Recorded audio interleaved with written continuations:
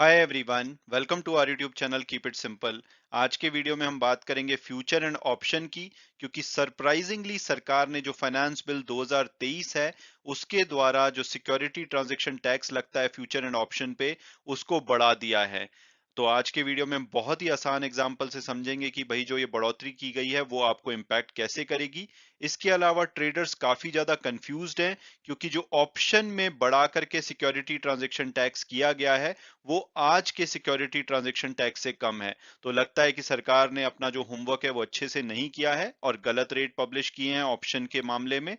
और इसको लेकर के सरकार अभी से कुछ देर बाद एक क्लैरिफिकेशन भी जारी करेगी। हो सकता है कि उसमें वो सरकार एक्सप्लेन करे कि जो नए ऑप्शन पे सिक्योरिटी ट्रांजैक्शन टैक्स के रेट हैं वो क्या होंगे। तो आगे बढ़ने से पहले अगर आपने अभी तक चैनल को सब्सक्राइब नहीं किया तो प्लीज सब्सक्राइब करके हमें मोटिवेट कीजिए। तो सबसे पहले शायद आप सोच रहे होंगे कि भाई नॉर्मली जो भी टैक्सेस बढ़ाए जाते हैं वो तो बजट के टाइम पे बढ़ाए जाते हैं, और इस बार 1 फरवरी को जब बजट प्रेजेंट किया गया था तो इन टैक्सेस के बढ़ने की कोई बात नहीं की गई थी। तो सडनली हम आज की डेट में टैक्सेस के बढ़ने की बात क्यों कर रहे हैं?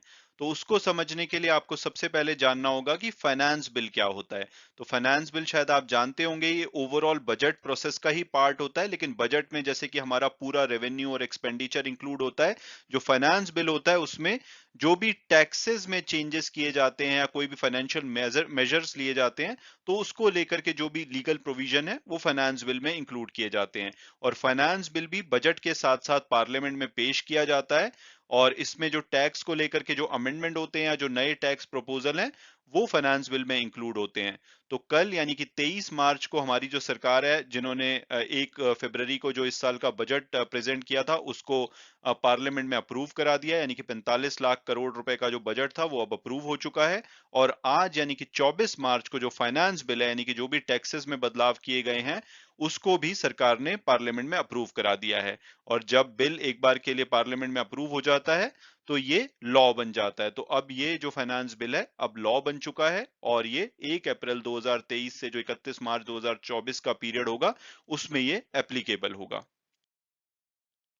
और अब अगर बात की जाए लेटेस्ट डेवलपमेंट की, तो लोकसभा में जो फाइनेंस बिल 2023 है, यानी कि 1 अप्रैल 2023 से लेकर के जो 31 मार्च 2024 में फाइनेंस बिल यूज किया जाएगा उसको सरकार ने पास करा दिया है। और इसमें काफी सारे अमेंडमेंट किए गए हैं जो कि एक नॉर्मल बात नहीं होती। और इसके अलावा 20 नए सेक्शन भी इस बिल में ऐड किए गए हैं।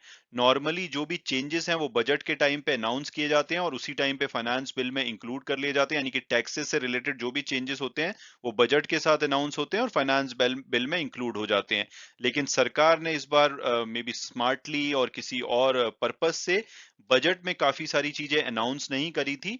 लेकिन अब एज एन एक्सेप्शन जब इन्होंने पार्लियामेंट में फाइनेंस बिल को पास कराया है, तो उस टाइम पे ये जो बदलाव हैं जो कि इनिशियली बजट के टाइम पे प्रेजेंट नहीं किए गए थे उनको इंक्लूड करके अब इन्होंने इसको पार्लियामेंट में पास करा दिया, जो कि काफी अनयूजुअल बात है। इससे पहले ऐसा ज्यादा नहीं देखा गया है, जबकि कोई बड़े जो चेंजेस हैं वो बजट में अनाउंस ना किए जाएं और बाद में उनको एज एन अमेंडमेंट इंक्लूड करा करके पास करा दिया जाए। तो जो फाइनेंस बिल 2023 है उसके हिसाब से जो सिक्योरिटी ट्रांजैक्शन टैक्स है फ्यूचर और ऑप्शन पे, उसको बढ़ा दिया गया है। और इसके अलावा भी काफी सारे चेंजेस किए गए हैं, जैसे कि जो डेट म्यूचुअल फंड है उसके ऊपर जो लॉन्ग टर्म कैपिटल गेन होता था उसको हटा करके अब सिर्फ शॉर्ट टर्म कैपिटल गेन के प्रोविजन लगेंगे। इसके अलावा कुछ जो एंजल इन्वेस्टर वगैरह से रिलेटेड जो टैक्सेस हैं उसमें भी बदलाव किया गया। तो काफी सारे चेंजेस किए गए हैं जिसके ऊपर मैं अलग से वीडियो लेकर के आऊंगा, बट आज की जो डिस्कशन है हम जो एसटीटी बढ़ाया गया है उसको लेकर के रखेंगे। तो फ्यूचर के ऊपर जो अभी तक 0.01% का एसटीटी लगता था उसको बढ़ा करके 0.0125% कर दिया गया है। यानी कि 1 करोड़ रुपए का अगर आप फ्यूचर सेल करेंगे तो उसके ऊपर पहले आपको 1000 रुपए टैक्स देना होता था एसटीटी के रूप में, अब वो 1250 हो जाएगा। इसको हम एक एग्जाम्पल से अगले पेज में डिस्कस करेंगे। और वहीं ऑप्शन के केस में 0.017% से टैक्स बढ़ा करके अब 0.021% कर दिया गया है। हालांकि यहाँ पे लगता है कि सरकार ने अपना होमवर्क नहीं किया है, क्योंकि जहां पे सरकार बोल रही है कि 0.017% से बढ़ा करके इसको 0.021% किया गया है, एक्चुअली में ये आज की डेट में 0.05% है। यानी कि अगर हम 0.021% इसको किया गया तो एक्चुअली में ये कम किया गया। हालांकि ऐसा होगा नहीं, इसको लेकर के सरकार थोड़ी देर में क्लैरिफिकेशन जारी करेगी और उसके बाद जो भी होगा मैं अपने चैनल पे पोस्ट कर दूंगा।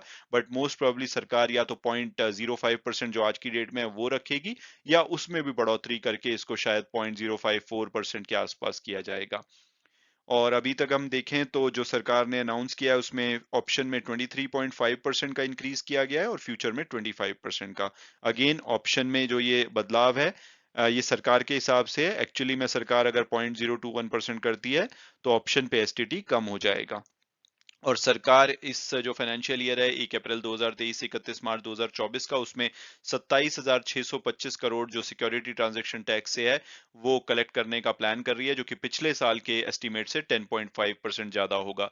जो फाइनेंशियल ईयर 2023 का ओरिजिनल बजट था उसमें 20,000 करोड़ का प्लान था, जिसको कि सरकार ने जब इस साल का बजट प्रेजेंट किया तो 25,000 करोड़ कर दिया।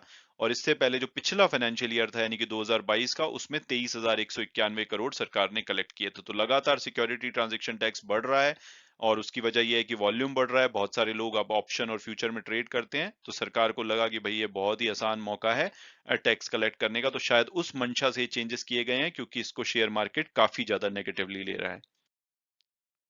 और अब अगर हम एक्चुअल जो चेंजेस किए गए हैं उसको एक उदाहरण के माध्यम से समझें, तो आज की डेट में जब आप ऑप्शन को सेल करते हैं तो 0.05% आपके ऊपर एसटीटी लगता है, जो कि सरकार कह रही है कि भाई ये 0.017% था, जिसको हम बढ़ा करके 0.021% कर रहे हैं, बट एक्चुअली में ये ऑलरेडी 0.05% कर दिया गया था।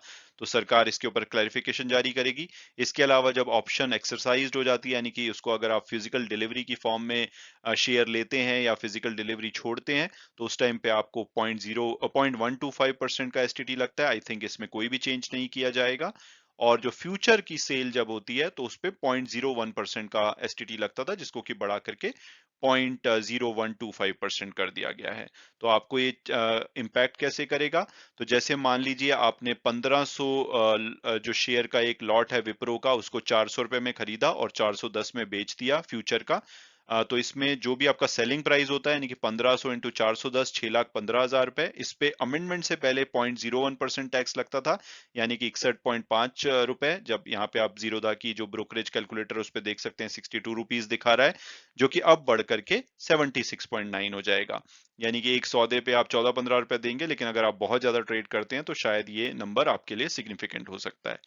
और इसके अलावा ऑप्शन में अगर बात की जाए, तो ये जो 1500 शेयर का आपने 10 रुपए मान लो कि प्रीमियम शुरू में बाय किया और 12 रुपए के प्रीमियम पे बेच दिया, तो जो सेलिंग साइड है यानी कि 1500 इंटू 12, 18,000 रुपए का जो आपको प्रीमियम मिलता है, उसके ऊपर ये 0.05% आज की डेट में भी लगाया जाता है, 9 रुपीज होता है। आप देख सकते हैं यहाँ पे 9 रुपीज का है। तो सरकार कह रही है कि 0.021% किया गया है, जो कि ये सरकार गलत बोल रही है, क्योंकि अगर 0.021% किया गया है तो अब आपको 3.80 पैसे टैक्स देना पड़ेगा 9 रुपए की बजाय। बट ऑब्वियसली सरकार अपना टैक्स कम तो करेगी नहीं। तो इस पे जब क्लैरिफिकेशन आएगी तो हो सकता है कि या तो इसको 0.05% ही रखा जाए, या इसको शायद बढ़ा करके 0.054 0.055% कर दिया जाए। तो जो भी बदलाव होगा मैं उसको अपने चैनल पे पोस्ट कर दूंगा। मैं उम्मीद करता हूं कि आपको इस वीडियो से समझने में हेल्प मिली होगी कि भाई क्या बदलाव किए गए हैं। आप प्लीज कमेंट सेक्शन में लिखिए, अगर आपके कोई भी क्वेश्चन है मैं उसका आंसर देने की कोशिश करूंगा। Thanks so much for watching the video and God bless you all.